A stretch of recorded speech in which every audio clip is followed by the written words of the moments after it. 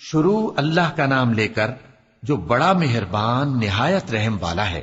الف لام میم، یہ حکمت کی بھری ہوئی کتاب کی آیتیں ہیں، نیکوکاروں کے لیے ہدایت اور رحمت، وہ جو نماز کی پابندی کرتے اور زکوٰۃ دیتے ہیں، اور وہی ہیں جو آخرت کا یقین رکھتے ہیں، یہی اپنے پروردگار کی طرف سے ہدایت پر ہیں اور یہی کامیاب ہیں۔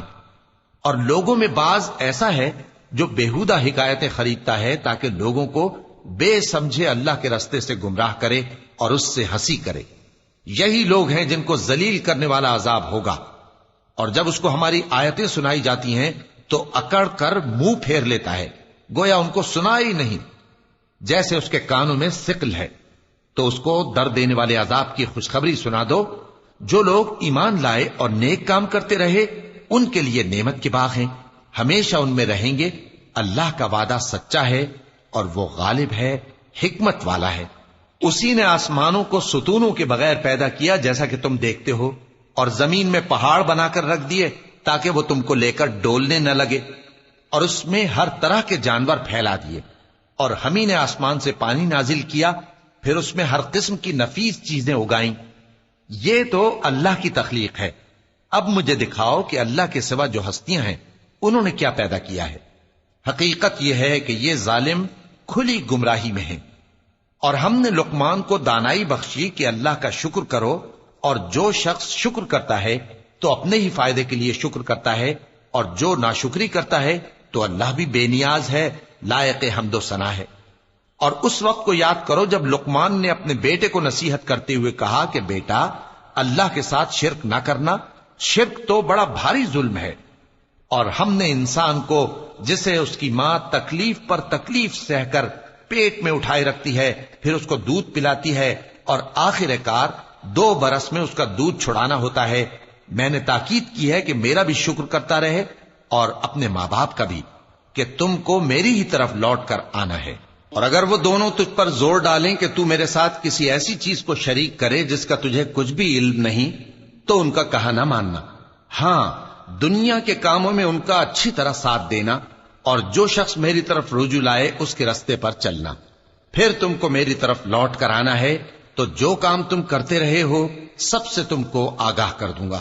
لقمان نے یہ بھی کہا کہ بیٹا، اگر کوئی عمل چاہے رائی کے دانے کے برابر بھی چھوٹا ہو، اور ہو بھی کسی پتھر کے اندر، یا آسمانوں میں مخفی ہو یا زمین میں، اللہ اس کو قیامت کے دن لا موجود کرے گا۔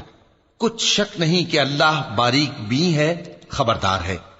بیٹا، نماز کی پابندی رکھنا اور لوگوں کو اچھے کاموں کے کرنے کا مشورہ دیتے رہنا، بری باتوں سے منع کرتے رہنا، اور جو مصیبت تجھ پر واقع ہو اس پر صبر کرنا، بے شک یہ بڑی ہمت کے کام ہیں۔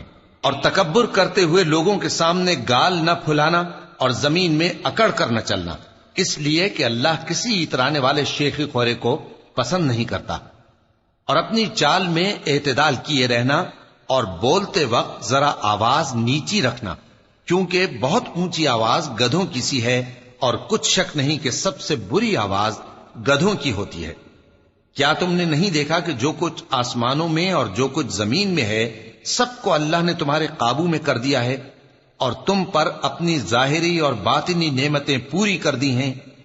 اور بعض لوگ ایسے ہیں کہ اللہ کے بارے میں جھگڑتے ہیں، نہ علم رکھتے ہیں اور نہ ہدایت اور نہ کتاب روشن۔ اور جب ان سے کہا جاتا ہے کہ جو کتاب اللہ نے نازل فرمائی ہے اس کی پیروی کرو، تو کہتے ہیں کہ ہم تو اسی کی پیروی کریں گے جس پر ہم نے اپنے باپ دادوں کو پایا۔ بھلا اگرچہ شیطان ان کو دوزخ کے عذاب کی طرف بلاتا ہو تب بھی۔ اور جو شخص اپنے آپ کو اللہ کا فرما بردار کر دے اور نیکوکار بھی ہو تو اس نے مضبوط کڑا تھام لیا، اور سب کاموں کا انجام اللہ ہی کی طرف ہے۔ اور جو کفر کرے تو اس کا کفر تمہیں غمناک نہ کر دے۔ ان کو ہماری طرف لوٹ کر آنا ہے، پھر جو کام وہ کیا کرتے تھے ہم ان کو جتا دیں گے۔ بے شک اللہ دلوں کی باتوں سے بھی واقف ہے۔ ہم ان کو تھوڑا سا فائدہ پہنچائیں گے، پھر عذاب شدید کی طرف مجبور کر کے لے جائیں گے۔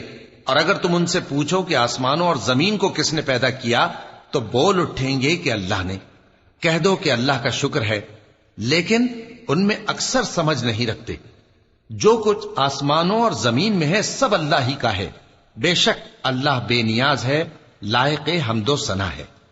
اور اگر یوں ہو کہ زمین میں جتنے درخت ہیں سب کے سب قلم ہوں، اور سمندر کا تمام پانی سیاہی ہو، اور اس کے بعد 7 سمندر اور سیاہی ہو جائیں، تو اللہ کی باتیں یعنی اس کی صفتیں ختم نہ ہوں۔